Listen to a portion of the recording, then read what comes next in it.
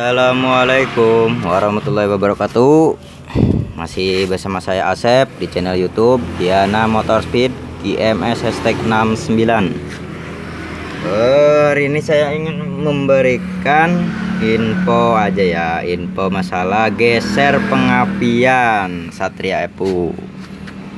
Jadi gini guys, kemarin-kemarin kan di video itu saya tes motor ya, bisa sampai 13 lebih, itu masih enteng.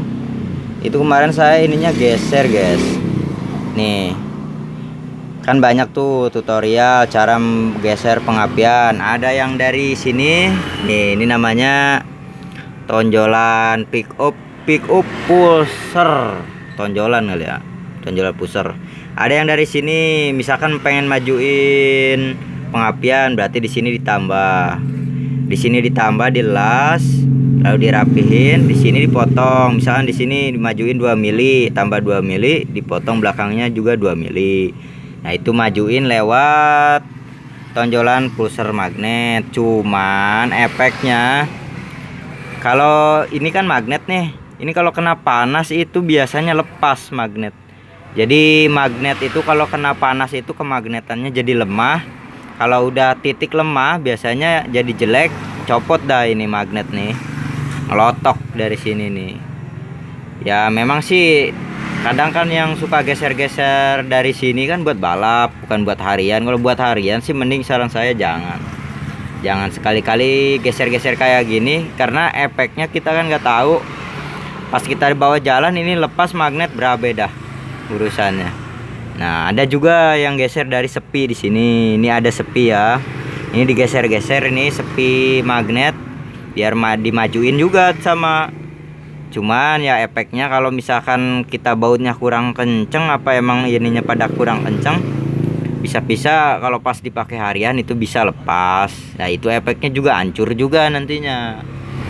Ya karena yang sebenarnya sih buat geser-geser pengapian itu khusus buat balap. Kalau buat harian sih saran saya udahlah, orang jarang kencang ini mending nggak usah segala dipanasin, dibubut, di apa, nggak usah.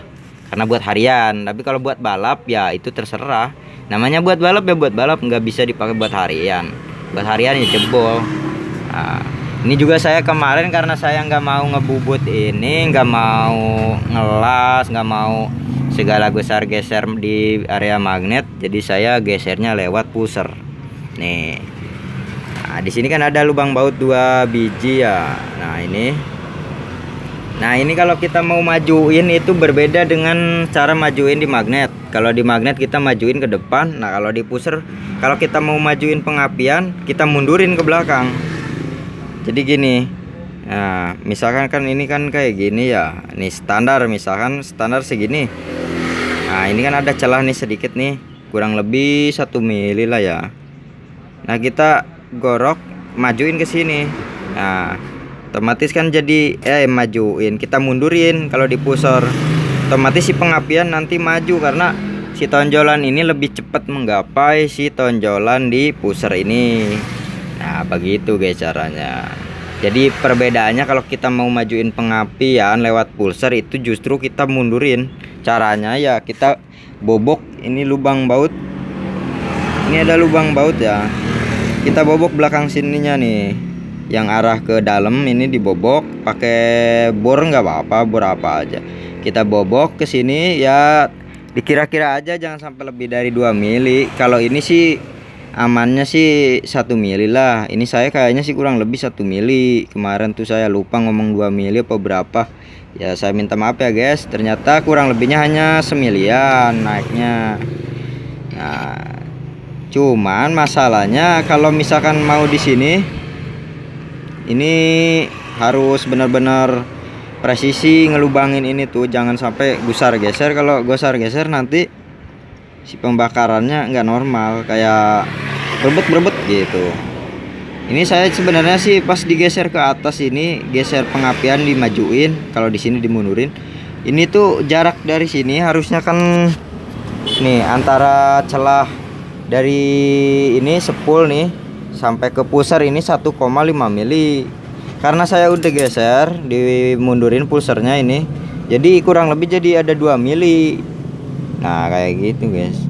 Sebenarnya sih salah, harusnya sih tetap 11 bukan 1,5, salah saya, maaf maaf maaf guys, 11,5 harusnya. Nah pas saya geser ternyata ada 12 mili ternyata di sini tuh nih di sini tuh jadi 12 mili, harusnya kan masih 1,5 mili. Cuman ya karena susah sih ngepresisiin, ini namanya juga pakai alat manual ya, jadi 2 mili. Tapi emang sih keunggulannya dia pas putaran atas itu bisa ngejet lebih dari motor standarnya. Cuma kelemahannya, kekurangannya nih ya, efek negatifnya pas posisi RPM rendah itu kurang enak guys di bawah. Kenapa kurang enak? Kayak ngelotok gitu. Mungkin saya juga salah sih, harusnya ini tuh pakai oktan bensinnya itu bahan bakarnya yang ya minimal Pertamax Plus 95 atau Pertamax Turbo 98. Cuman karena saya jauh dari POM, dari SPBU, jadi saya beli Pertamax. Akhirnya udah mah ini kompresinya padat, saya geser pengapiannya, akhirnya pas RPM bawah itu sekitar 4.000 ke bawah apa 3.000 ke bawah itu kalau digas langsung tuh kayak ngelotok gitu guys. Itu tuh penyebabnya karena si pengapian lebih cepet. Karena ini dimundurin kan otomatis pengapian jadi lebih cepet, akhirnya pembakaran juga lebih awal.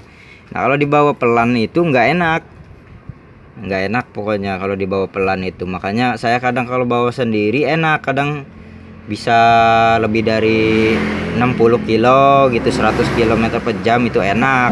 Pokoknya sampai putaran tinggi itu kalau digeser pengapian dimajuin itu enak. Nah kalau kita pakainya pelan, bawa istri, bawa ngojek, bawa ke pasar itu nggak enak. Karena ya pengapian lebih awal kita pakai, misalkan RPM bawah terus, akhirnya si pengapian kan kurang, kepakumannya kurang dari sini, dari pembakaran kompresinya juga. Itu pembakaran kompresi di RPM bawah itu jelek motor itu. Nah ditambah lagi pusernya dimajuin, ya tambah cepet pengapiannya. Jadi kita harus borosin terus dari bawah. Nah makanya sekarang saya ya karena saya mau bawa jalan-jalan lagi, udah punya anak, gak bisa kenceng-kenceng, akhirnya saya mau ke standarin lagi pengapian standar karena bawahnya nggak kenceng. Kalau kemarin-kemarin emang buat ngetes buat kenceng ya saya majuin pusernya. Tapi kalau buat pelan, buat bawa ngojek ya paling kan sekitaran kecepatan antara 20 km per jam ya sampai 40, itu aja kadang dimarahin istri guys. Jadi ya terpaksa dah saya mau standarin lagi ininya. Jadi standarin kayak pengapian pabrik lagi kurang lebihnya gitu guys. Ya enak sih ini, soalnya saya nggak bor yang atasnya, jadi saya bisa geser lagi ke bawah, nggak perlu diganti karena kan saya bobok bawahnya doang biar maju ke atas gini. Nah kalau misalkan mau di standarin lagi tinggal bawa ke sini tuh kan, jadi nggak perlu diganti. Nah enaknya kayak gitu guys, kalau kita ngerubah pengapian, majuin pengapian dari pusher, nggak perlu ganti ini. Bayangin kalau kita misalkan kita las di sini, potong di sini, kalau pengen dibenerin lagi itu agak susah, nanti malah tambah rusak, ini tambah jebol, anjur. Sama aja sama SP di sini juga. Ini kalau dibenerin lagi ntar tambah anjur, tambah jebol lah, pokoknya ganti aja. Nah keunggulannya ini kalau di pusher, sekarang kita mau standarin lagi tuh enak, tinggal digeser lagi ke bawah udah jadi standar lagi pengapian gitu guys. Jadi yang bisa dilihat videonya yang udah digeser itu kemarin tuh waktu tes itu bisa sampai 13.000, itu masih enteng. Karena memang kalau geser pengapian itu pengapiannya ada di atas, makin maju. Nah pas posisi RPM tinggi kan kepakuman dari overlapnya itu tambah tinggi. Nah kalau tambah tinggi pengapian butuh awal, jadi pengapiannya itu sempurna. Tapi kalau pas RPM bawah, nah itu susahnya. Ya makanya memang sih saran saya sih kalau buat geser-geser pengapian itu ya buat motor balap lah, buat kita pakai kencang terus. Motor balap kan nggak pernah dipakai pelan, jadi digeser lah pengapiannya di tinggi ya, karena memang dipakainya buat RPM tinggi gitu guys. Jadi ya saran saya sih gitu aja ya. Itulah keunggulan sama efek negatif sama efek positifnya ya, kayak gitu geser pengapian guys. Ya segitu aja sih informasi dari saya. Tinggal nanti saya mau pasang lagi ini kan. Ini tadi udah saya lepas nih bautnya kayak gini sih. Tuh. Ini bautnya udah rusak karena sering bongkar pasang. Keras kalau udah dipasang itu guys. Ya segitu aja lah ya guys informasi dari saya tentang geser pusher pengapian. Assalamualaikum warahmatullahi wabarakatuh.